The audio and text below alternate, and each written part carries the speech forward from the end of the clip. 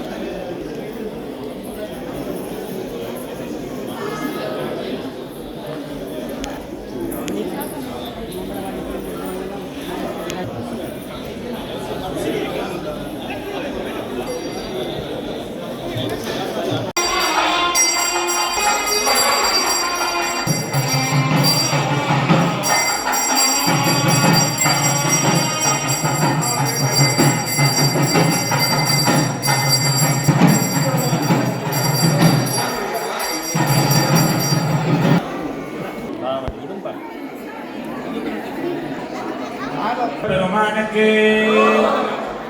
சந்திரமௌலீஸ்வர பெருமானுடைய ஆலய பிரம்மோற்சவ இன்றைய தினம் 6வது புனித நாளாக மாலை வழிபாடுகள் வரலாறு சொல்லுகின்ற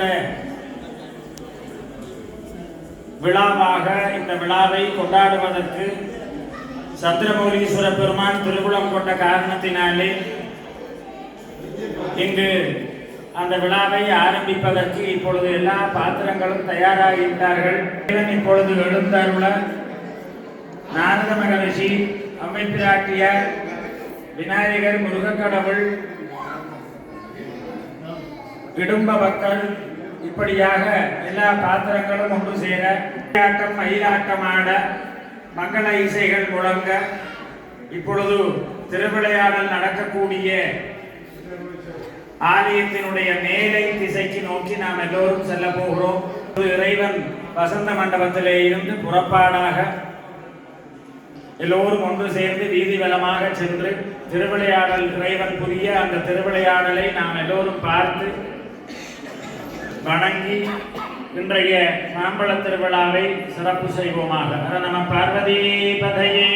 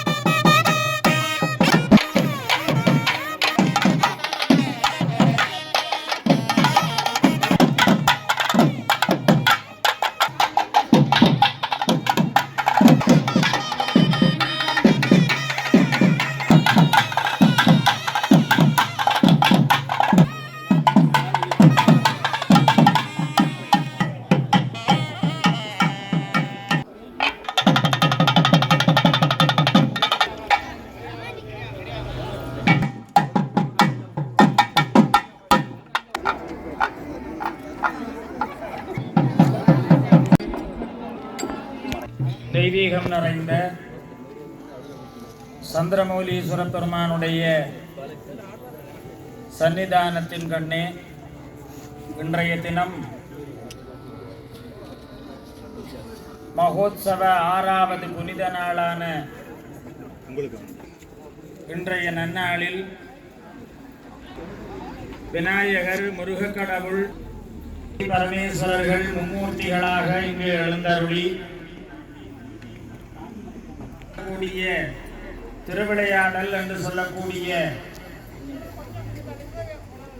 மாம்பழ திருவிழா நிகழ்ச்சியை இங்கு நிகழ்த்துவதற்காக எல்லோரும் இங்கு ஒன்று சேர்ந்து இறைவன் புரிந்த திருவிளையாடலை நினைவு கூறும் முகமாக இங்கு ஒன்று கூடியிருக்கிறோம். முன்னொரு காலத்திலே பார்வதி பரமேஸ்வரர்கள் விநாயகர் பெருமான்,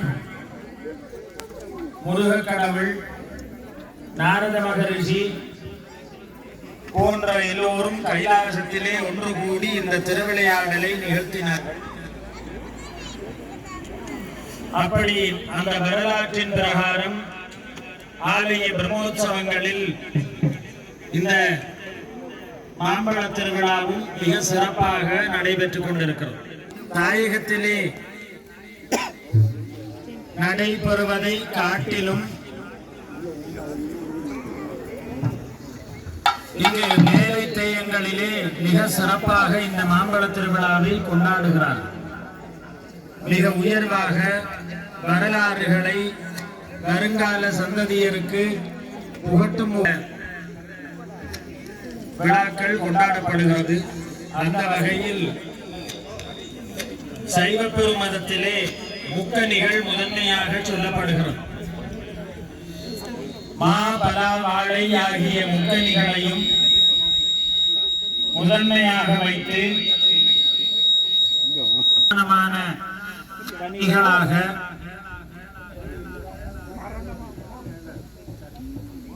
தொன்று தொட்டு வழக்கத்திலே இருந்து இன்று வரை இங்கு இறைவனுடைய பிரயோகப்படுத்துகிறது. இதிலேயும் மாங்கனிக்கு பல சிறப்புகள் இருக்கிறது. இந்த மாம்பழ திருவிழாவில் விநாயகர் பெருமான் மாங்கனியை வென்றதாக வரலாறு சொன்னாலும் முருகக் கடவுளுக்கும் மாங்கனிக்கு நிரம்ப தொடர்பு இருக்கிறது. பாரத நாட்டிலே, தமிழகத்திலே காஞ்சி மாவடு என்று சொல்லக்கூடிய புராதனமான ஒரு சேத்திரம். அந்த சேத்திரத்திலே மாமரத்தோடு இருக்கக்கூடியவர் முருகக் கடவுள். காஞ்சி மாவடு வைகும் செவ்வேள் மலரடி போற்றி. அங்கு காஞ்சி மாவடு அடிவாரத்திலே முருகக் கடவுளுக்கு சந்நிதி இருக்கிறது. அதே போல காரைக்கால் அம்மையார் புராணத்தில் மாங்கனியை பெரிதும் உயர்வாக இறைவன் கொடுத்த கனியாக காரைக்கால் அம்மையார் அந்த கனியை இறைவனிடத்திலே இருந்து பெற்றுக் கொடுத்ததாக காரைக்கால் அம்மையாருடைய வரலாறு சொல்லுகிறது. அல்லாமல் பல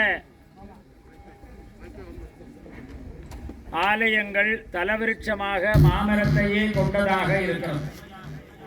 அதற்கும் மேலாக சூரபன்மன் திருச்செந்தூரிலே நடுக்கடலிலே மாமரமாகி நின்றான். அந்த மரத்தை முருகக் கடவுள் அறுத்தார் என்று வரலாறு சொல்லுகிறது. திருச்செந்தூரிலே இன்றும் அந்த ஆலய வளாகத்தில் மாமரம் முளைக்கான். இது வரலாறு. இந்த மாமரத்தினுடைய இலைகளை பறித்துத்தான் நாங்கள் கும்பங்கள், கலசங்கள் வைக்கின்ற பொழுது சைவ பெருமதத்திலே இருக்கக்கூடிய வழிபாடுகள் ஒவ்வொரு தேவைகளுக்கும் மங்கள பொருளாக மாங்கிலியை பயன்படுத்துகிறோம். இவ்வாறு மாமரத்திற்கும் சைவ பெருமதத்திற்கும் தமிழ் கலாச்சாரத்திற்கும் இந்த வரலாறுகளுக்கும் நிரம்ப தொடர்பு இருக்கிறது. அதற்கு அமைவாக இந்த மாங்கனியை வைத்து இறைவன் ஒரு பெரிய திருவிளையாடலையே உலகத்திற்கு முதலில் புரிந்தார். மெஞ்ஞான ரீதியாக இறைவன் புரிந்த திருவிளையாடலை தொடர்ந்துதான் இன்று எத்தனையோ திருவிளையாடல்கள் பூலோகத்திலே நடைபெற்றுக் கொண்டிருக்கிறது. ஒவ்வொரு நாட்டுக்கு நாடு கூட வேர்ல்ட் கப் மேட்ச் நடக்கிறது, இப்பொழுது கூட யூரோப் சாம்பியன் நடக்கிறது. இது எல்லாவற்றையும் காட்டி கொடுத்தவர் பரம்பொருள் சிவபெருமான். கேட்டால் சுவாமியாருடைய கையிலே தான் இருக்கு. அவர் தன்னுடைய திருவிளையாடலிலே பாவித்தது மாங்கனியை தான் கப்பாக பாவித்தது. வெற்றி விநாயகர் பெருமான் வென்றார். இந்த கதை எல்லா அடியார்களுக்கும் தெரியும். இப்போ இந்த தத்துவார்த்தத்தை வருங்கால சிறார்களுக்கு உணர்த்துவதற்காக இவையெல்லாம் மூலாகமங்களிலே சொல்லப்படாவிட்டாலும் தமிழ் கலாச்சார வரலாறுகளிலே சொல்லப்பட்டதனாலே இந்த மாம்பழ திருவிழாவை பல ஆலயங்களிலே சிறப்பாக கொண்டாடுகிறார்கள். அதுவும் ஐரோப்பாவிலே ஜெர்மனி டோட்மூண்ட் பொம்ப்ரூம் சாந்தனாரினி சமேத சந்திரமௌலீஸ்வர பெருமானுடைய ஆலயத்திலே தான், இங்கு ஜெர்மனியிலே ஐரோப்பாவிலே இந்த ஆலயத்திலே தான் இந்த மாம்பழ திருவிழாவுக்கு இவ்வளவு சிறப்பு. அதற்கு கொடுத்து வைத்தவர்கள் இந்த ஆலயம் சார்ந்த அடியார். அப்படிப்பட்ட அளவுக்கு உயர்வாக ஆண்டுதோறும் ஒவ்வொரு சிறப்புகளோடு இந்த மாம்பழ திருவிழா நடைபெற்று வருகிறது. இன்றும் பல சிறப்புகளோடும் தேவஸ்தான மகோத்சவ ஆலய பிரதிஷ்டா பிரதம குருமுதல்வர் தெய்வேந்திர குருக்களையா அவர்களுடைய ஆசியோடு இங்கு பல குருமார்கள் ஒன்றிணைந்து இந்த வழிபாடுகளை நிகழ்த்தி கொண்டிருக்கிறார்கள். அந்த வகையில் இப்பொழுது இந்த மாம்பழ திருவிழா என்று சொல்லக்கூடிய இந்த வரலாறு சொல்லக்கூடிய நிகழ்ச்சிக்கு நாம் எல்லோரும் செல்வோமாக. முதலில் விநாயகருடைய வேடம் கொண்டு விநாயக கடவுளினுடைய தோற்றத்தை எடுத்து வந்திருக்கக்கூடிய விநாயகரை முதல் இங்கு அழைத்து அறிமுகம் செய்வோம். நடுவே வந்து கொண்டிருக்கிறார் இந்த விநாயக பெருமான். பெருத்த தலையும் சிறுத்த உடலுமாக இங்கு காட்சி கொடுத்து வந்து கொண்டிருக்கிறார். விநாயக பெருமானை வரவேற்போம். இந்த விநாயக பெருமான் என்ன சொல்லப் போகிறார் என்பதை கேட்போம்.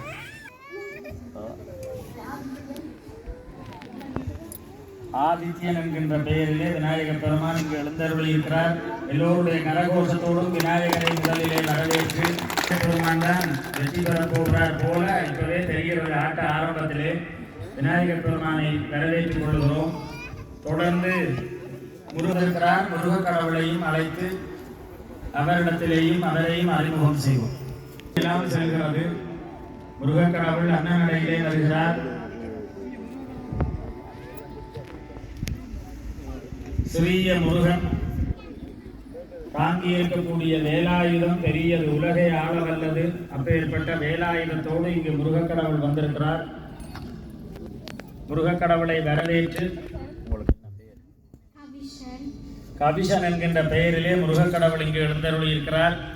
மனித ரூபத்திலே தெய்வம் வரும் என்று சொல்வார்கள். இந்த குழந்தைகள் இருவரும் இங்கு எமது கலாச்சாரத்தை மேலை நாடுகளிலே இங்கு இருந்தாலும் புறமொழி பேசக்கூடிய தேசத்திலே வாழ்ந்தாலும் இந்த குழந்தைகளை அந்தந்த அம்சத்திலே தயார்படுத்திய தாய் தந்தையர்களுக்கு மிக சிறந்த பாராட்டுக்கள். நமது கலாச்சாரங்களை இங்கு பேணிக் கொள்வதில் மிக முன்மாதிரியாக திகழ்ந்து கொண்டிருக்கிறார்கள். அவர்களுக்கும் வாழ்த்தி கரகோஷத்தோடு முருகக் கடவுளையும் இங்கு வரவேற்று இவர்கள் இருவரும் இருக்க முருகக் கடவுளினுடைய பக்தனான ஒருவர் இங்கு வந்து கொண்டிருக்கிறார். அவரையும் வரவேற்போம். காவடியாட்டத்தோடு வருகிறார்.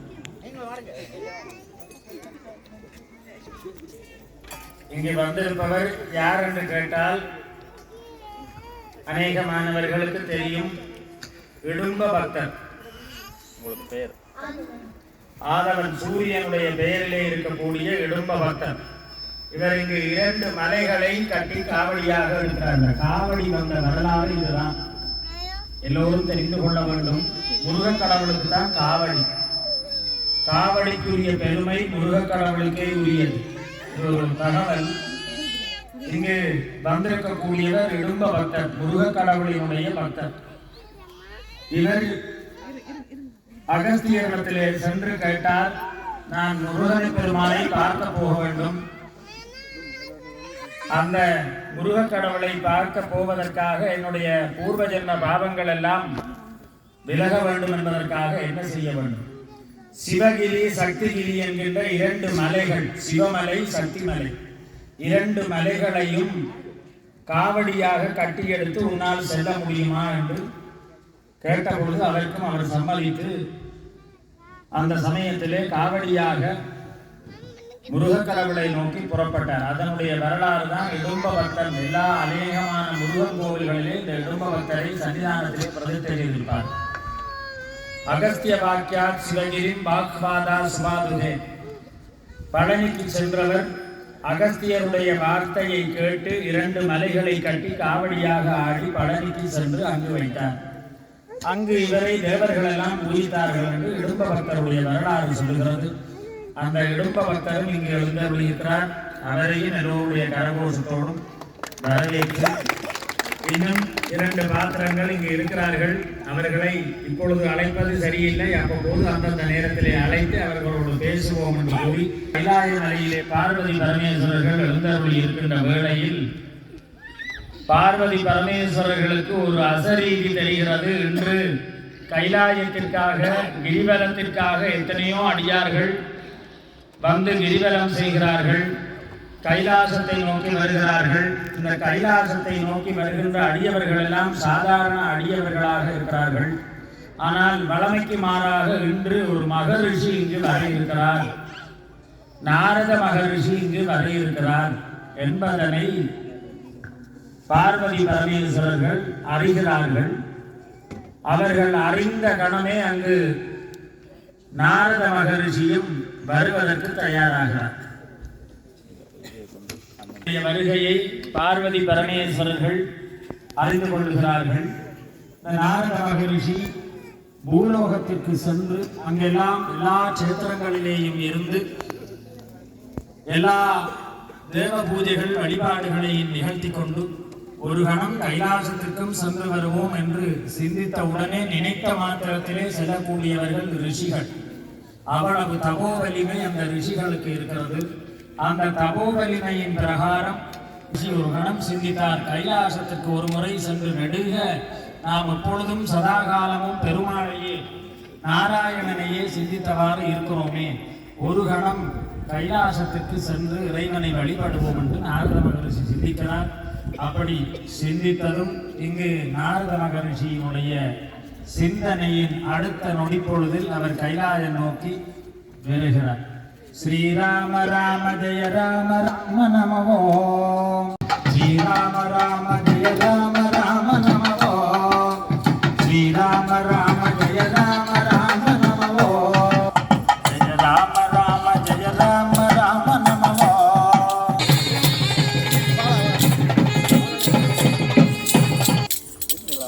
இன்று இங்கு வந்திருக்கிறீர். இங்கு என்ன குழப்பத்தை இன்று ஏற்படுத்த போகுது? அவச்சாரம் நாரதருக்கு அவச்சாரமா? நாரதன் எங்கு சென்றாலும் நாரதருக்கு ஒரு கேள்வி வரத்தான் செய்கின்றது. நான் இந்த புதிலே நான் வந்து கொண்டிருக்கின்ற பொழுது காஞ்சி மாவடு என்று சொல்லப்படுகின்ற அந்த கோவிலின் கண்ணே அழகிய ஒரு மாங்கனியை மகா ரிஷிகளும் சித்தர்களும் இணைந்து எனக்கு வழங்கினார்கள். பார்வதி பரமேஸ்வரர்கள் இந்த மாங்கனியை வைத்து என்ன செய்ய போகிறார்கள் என்பதனை பொறுத்திருந்து பார்ப்போம். இப்பொழுது பரமேஸ்வரருடைய கையிலே மாங்கனி இருக்கிறது. பரமேஸ்வரனை இந்த மாங்கனியை என்ன செய்யலாம் என்று சிந்திக்கிறார். மாற்றியுள்ளீர்கள், அப்படித்தானே? இது வெற்றி கேடயம் என்று சொல்லுவதற்கில்லை. இந்த மாங்கனி திருவிழாவை பார்த்து தான் உலகங்கம் வெற்றி கேடயம் என்பதை உணர்த்துகின்றன. அப்படி கொடுத்து சென்றதனாலே அவருடைய நிபந்தனை, இந்த கனியை தனியொருவர் உண்ணக்கூடாது.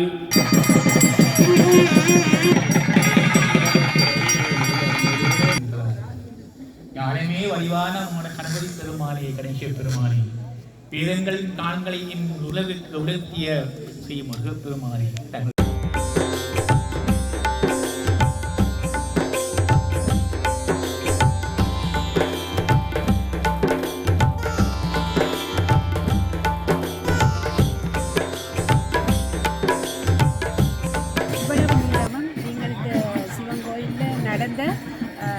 மாம்பழ திருவிழா பூஜையை பார்த்திருப்பீங்கள். சிறப்பாக இருந்திருக்கும். வராத உங்களுக்கும் பார்த்து கும்பிடுவதற்கு இந்த வசதி உங்களுக்கு கிடைத்திருக்கின்றது. நீங்களும் இதை கும்பிட்டு இறைவினரும் பெற்றிருப்பீர்கள். இதை தொடர்ந்து மாம்பழ கதை, அதாவது இன்று மாம்பழ திருவிழா அன்று சிறப்பு பூசையோடு மாம்பழ கதை சிறப்பாக நடக்க இருக்கின்றது. இலங்கையிலிருந்து வந்த பிரசாந்த் குருக்கள் அவர்கள் ஒவ்வொரு வருடமும் வந்து இந்த மாம்பழ கதையை கூறி அதை நாடகமாகவே நடத்தி வைக்கின்றார்கள். அந்த ரீதியில் நாங்கள் உங்களோடு சேர்ந்து அடுத்த வீடியோவில் இந்த மாம்பழ கதையை உங்களோடு சேர்ந்து பார்க்க இருக்கின்றேன். வாருங்கள் பார்ப்போம்.